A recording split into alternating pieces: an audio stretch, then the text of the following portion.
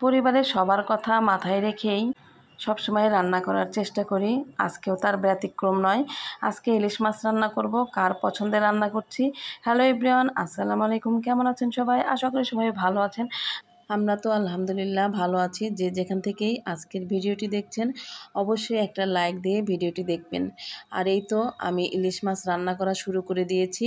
প্রথমেই আমি মাছটাকে জাল দিয়ে নেব, নুন হলুদ মরিচ দিয়ে সুন্দর করে ভালোভাবে বলক তুলে নেব, যেন মাছটার ভিতরে নুন হলুদ মরিচ সব ভালোভাবে যায়। আর এইভাবে রান্না করলে কিন্তু অনেক মজা হয়। আপনারা কে কীভাবে রান্না করেন জানি না, তবে একদিন এইভাবে মাছ আলাদা শুধু নুন হলুদ মরিচ দিয়ে জাল দিয়ে রান্না করবেন অন্য তরকারির সাথে, দেখবেন কত মজা লাগে।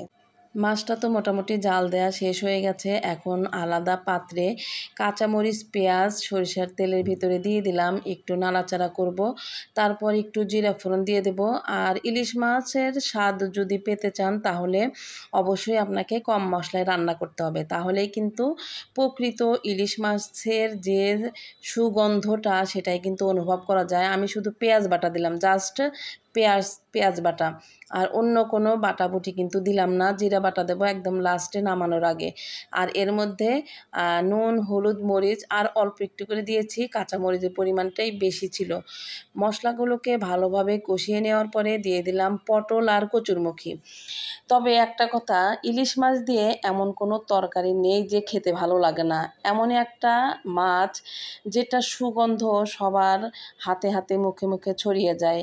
তো যাই হোক, আজকে কচুরমুখী এবং পটল দিয়ে পাতলা একটা ঝোল করব। অন্য কোনো মাছের সাথে ইলিশ মাছের কোনো তুলনা হবে না। ইলিশ মাছ এমনই একটা মাছ, যেভাবেই রান্না করি না কেন স্বাদের কোনো পরিবর্তন হয় না। তো মশলার সাথে কচুরমুখী আর পটলটাকে ভালোভাবে একটু কষিয়ে নিচ্ছি। আর ফাঁকে ফাঁকে একটু করে পানি দিয়ে দিচ্ছি, যেন মুখিগুলো ভালোভাবে সিদ্ধ হয়ে যায়। তো এখন একটু পরিমাণে ঝোলই দিয়ে দিলাম, মোটামুটি সিদ্ধ হয়ে গিয়েছে। এখন আবারও ঢাকনা দিয়ে ঢেকে ঢেকে কিন্তু এই তরকারিটা রান্না করব। কার কার ইলিশ মাছ পছন্দ এই কথা বলাটাই আসলে ভুল হবে। পছন্দ করে না এমন কোনো লোক খুঁজে পাওয়া যাবে না। ঝোলটা দেওয়ার পরে বলক ওঠার পরে আমি 1 চা চামচ পরিমাণ দিয়ে দিলাম জিরা বাটা। একটু বলক ওঠার পরে আবার দিয়ে দিলাম মাছগুলো। এখন মাছগুলোর সাথে সুন্দর করে ঝোল আর জিরা বাটনা দিয়ে দিলাম। খুব সুন্দর একটা ঘ্রাণ বের হয়েছে। আর এইভাবে রান্না করলে কিন্তু তরকারিটা অনেক মজা লাগে। আপনারা পারলে এইভাবে একদিন রান্না করে খেয়ে দেখবেন, দেখবেন কত মজা লাগে। পরিবারের সবাই কিন্তু খুব মজা করে খেয়ে নেবে। তো আমরা তো এইভাবেও রান্না করি, আবার সরিষা ইলিশ রান্না করি। যেভাবে রান্না করা যায় সবভাবেই কিন্তু ইলিশ মাছটা রান্না করে থাকি। কখনো কিন্তু আবার শুধু কচুরমুখী দিয়েও ইলিশ মাছটা রান্না করে থাকি। তো এই তো কথা বলতে বলতে কিন্তু আমার ইলিশ মাছটা মোটামুটি রান্না হয়েই গিয়েছে। এখন চুলাটা বন্ধ করে দিব। তারপর আপনাদেরকে দেখাবো আসলে ফাইনাল লুকটা কেমন হলো ইলিশ মাছ রান্নার। ঢাকনাটা তুলে দেখছি এত সুন্দর কালার চলে আসছে ইলিশ মাছের, আর এত সুন্দর ঘ্রাণ বের হয়েছে, সেটা আর আপনাদেরকে কি বলবো।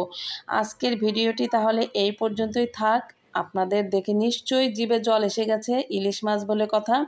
রান্না যেহেতু আমার শেষ, আমাকে এখন বিদায় নিতে হবে। ভালো থাকবেন সবাই।